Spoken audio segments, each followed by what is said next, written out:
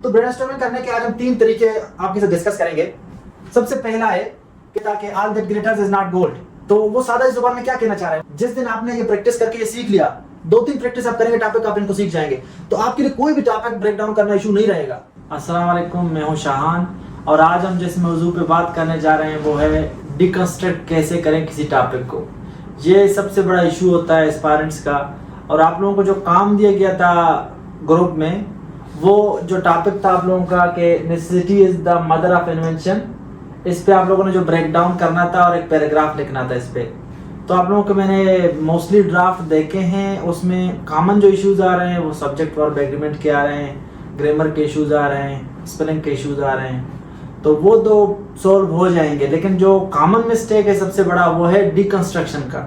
तो आप लोग ब्रेनस्टॉर्म नहीं कर पाते, आप लोगों का सिस्टमेटिक तरीका नहीं है कि किसी टॉपिक को किस तरीके से ब्रेक डाउन करें।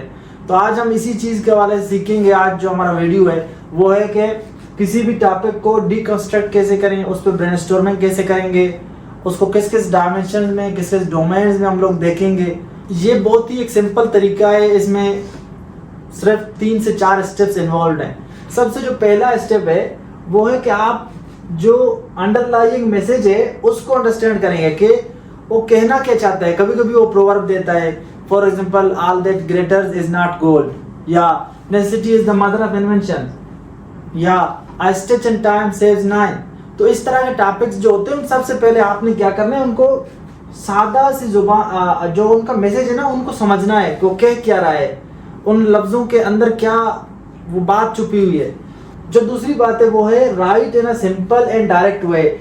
वो आपके अपने लैंग्वेज में भी हो सकता है। आप क्या करेंगे, जो मैसेज आप सीखेंगे कि क्या कह रहा है, उसको आप सादा सी जुबान में अपने अल्फाज में लिखेंगे, ट्रांसलेशन नहीं लिखेंगे उसका, आप जो आपने सीखा हुआ है उसको लिखेंगे। फॉर एग्जांपल ये था कि all that glitters is not gold, तो वो सादा इस जुबान में क्या कहना चाह रहा है, वो ये कहना चाह रहा है कि हर चीज जो अच्छा दिखता है वो अच्छा नहीं होता।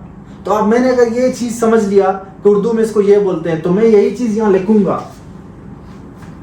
या आप अगर इंग्लिश में कहते हैं कि अपीयरेंस इज ऑफन डिसेप्टिव, या whatever seems to be good apparently, जरूरी नहीं है कि वो चीज ठीक हो, तो वो आप इस तरह से लिखेंगे जो अपनी बात है उसको सिंपल से अंदाज में। तीसरा क्या है, तीसरा ये कि आप उसको फिर जो आपने लिखा होता है उसको आप आउटलाइनिंग करेंगे, ब्रेनस्टॉर्म में करेंगे कि आप किस किस डायमेंशन में उसको सोचेंगे, फिर उसको आउटलाइन की शक्ल देंगे, फॉर्मल आउटलाइन की शक्ल में आप डाल देंगे। तो ये सबसे जो इशू है ये तो फिर भी समझ आ जाता है लोगों को, ये समझ आ जाता है। जो आप लोगों का कॉमन मसला है वो है कि ब्रेनस्टॉर्मिंग कैसे करें। ब्रेनस्टॉर्मिंग का मैक्सिमम आप लोगों में इशू था। तो ब्रेनस्टॉर्मिंग करने के आज हम 3 तरीके आपके साथ डिस्कस करेंगे। सबसे पहला है कि टाइम या टेम्पोरल एनालिसिस। कोई भी टॉपिक है उसको आप 3 टाइम फ्रेम में देखेंगे, या पास्ट या हिस्टोरिकल चीजें देखेंगे, या प्रेजेंट सिनेरियो में, या फ्यूचर में। कोई भी टॉपिक हो तो आप देखें क्या इन पर्सपेक्टिव में या इन डोमेन्स में वो फॉल कर सकता है कि नहीं। बहुत से टॉपिक नहीं करते, बहुत से टॉपिक यूनिडायरेक्शनल होते हैं। For example some problems facing Pakistan today, ये प्योरली प्रेजेंट पे बेस्ड है, ये यूनिडायरेक्शनल है, वन टाइम पे है। इसमें पर आप पास्ट या फ्यूचर नहीं करेंगे, इसमें प्रेजेंट पे आपका टॉपिक खुद ही उसने टाइम आपका वो दे दिया है। कुछ टॉपिक ऐसे जिसमें तीनों टाइम आप डाल सकते हैं, जिस तरह ये वाला है necessity is the mother of inventions, तो इसमें आप पास्ट के भी इन्वेंशंस बता सकते हैं, आप प्रेजेंट के भी बता सकते हैं, फ्यूचर के हवाले से भी बात कर सकते हैं। दूसरा जो टेक्निक है या डायमेंशन कॉन्टेक्स्ट जिसमें आप एनालिसिस कर सकते हैं वो है पेसल एनालिसिस। पेसल एनालिसिस क्या है कि कोई भी टॉपिक को उसको आपने पॉलिटिकल, इकोनॉमिक, सोशल, टेक्निकल या technological, environmental, legal, in context में आपने देखना है वो टॉपिक को। तो कभी कभी आप पास्ट में भी जब देख रहे होते हैं ना, तब भी आप इन सब कॉन्टेक्स्ट में एक चीज को देख सकते हैं। प्रेजेंट में देख रहे हैं तब भी इन कॉन्टेक्स्ट में देख सकते हैं, फ्यूचर में तब भी इन कॉन्टेक्स्ट में देख सकते हैं पेसल एनालिसिस के थ्रू। तो इसका मतलब है कि ये एक दूसरे के साथ मिक्स हो सकते हैं, आप इनको मिक्स यूज करेंगे। तो तीसरा है वो है multi level analysis. Multi level analysis में क्या होता है, इंडिविजुअल, कलेक्टिव। कलेक्टिव में फिर 2 आ जाते हैं, नेशनल और ग्लोबल। अब इंडिविजुअल में जब आप कोई चीज देखते हैं, कोई भी टॉपिक, तो उसको आप किन किन डायमेंशन में देखेंगे?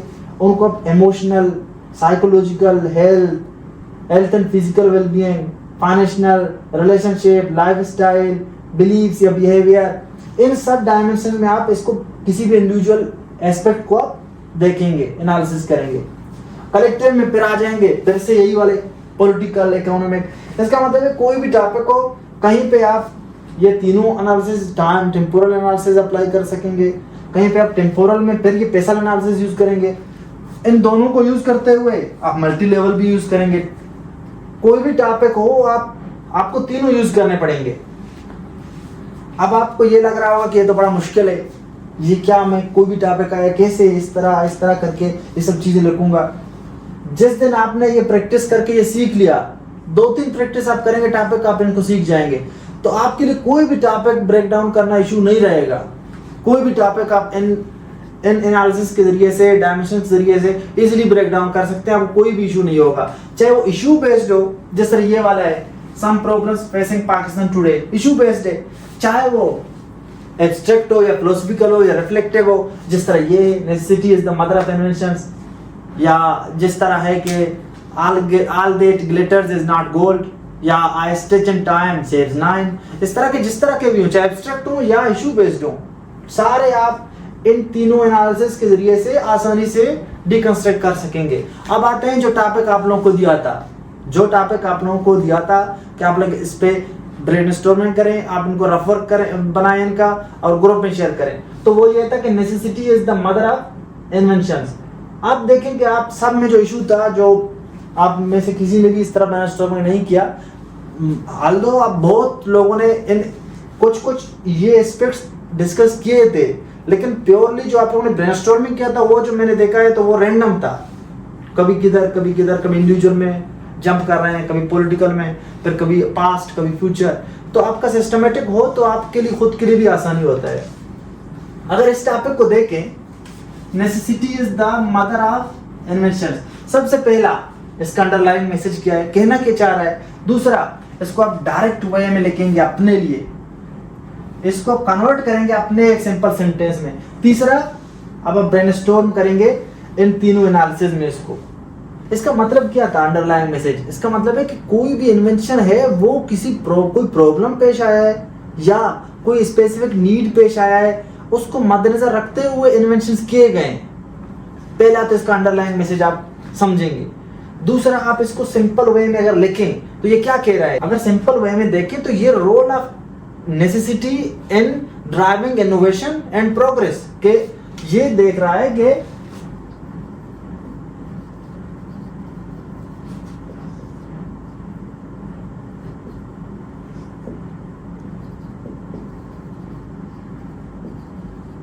Role of necessity in driving innovation and progress, के नेसेसिटी का क्या रोल रहा है इनोवेशन में और प्रोग्रेस में।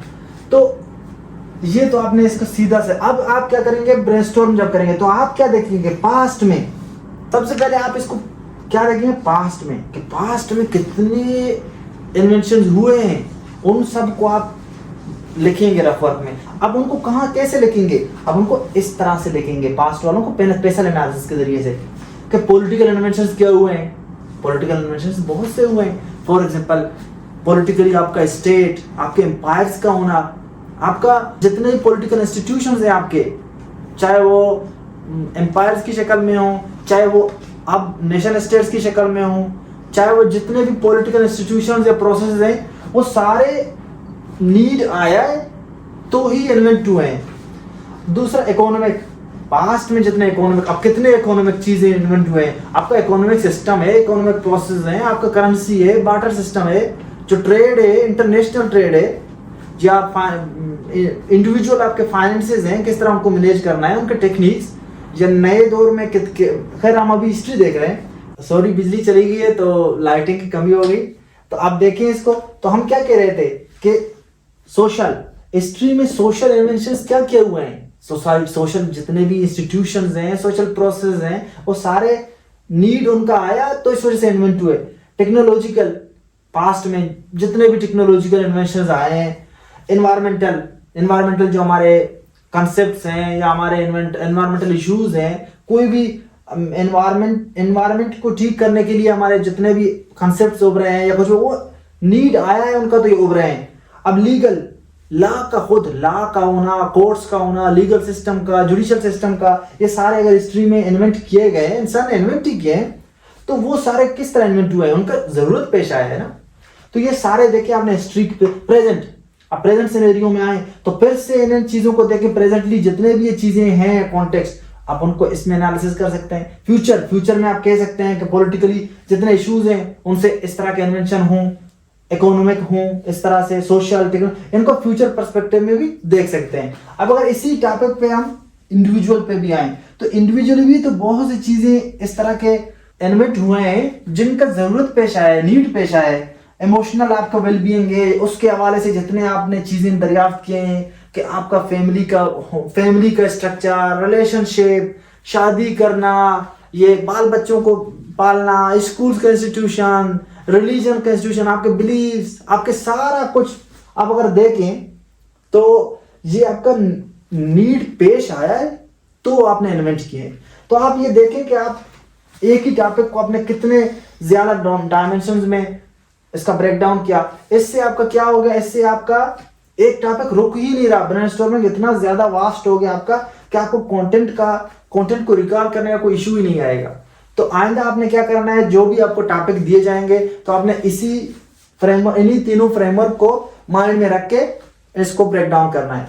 हम जो ये वर्कशॉप रख रहे हैं तो उसमें जो हम क्या करेंगे, वर्कशॉप फ्री वर्कशॉप होगा, सबके लिए होगा, ताकि जो पेपर्स अभी होने हैं पीसीएस के, तहसीलदार के, तो उसमें शॉर्ट एसे पे क्वेश्चन आएंगे। बाकी पीपीएस हो रहा है केपीके में, और भी बहुत सारे पेपर्स होते हैं, तो उसमें शॉर्ट एसे हो चाहे लॉन्ग एसे हो, उनमें भी तो इशू होता है लोगों को। तो उसमें हम कुछ 1-2 लेक्चर लेंगे ब्रेनस्टॉर्मिंग पे, दूसरे हम लेंगे आउटलाइन पे, फिर पैराज पे इंट्रो कैसे लिखते हैं, चाहे वो लॉन्ग एसे हो या शॉर्ट, बॉडी पैराग्राफ और कंक्लूजन। तो आप लोगों को जो जो काम दिए जा रहे हैं तो आप लोग ये करें कि एक तो ग्रुप में उनको शेयर करें, जो जो आपको काम दिए जाएंगे तो आप उनको ग्रुप में अपलोड करें। जो ग्रुप में नहीं है, जो यूट्यूब से वीडियो देख रहा है, तो वो कमेंट सेक्शन में उनको अपलोड करें अपने काम को, ताकि उनको हम देख लें और जो हमारा कोऑर्डिनेटर है वो उनसे कांटेक्ट कर सके और उनको ग्रुप में डाल सके।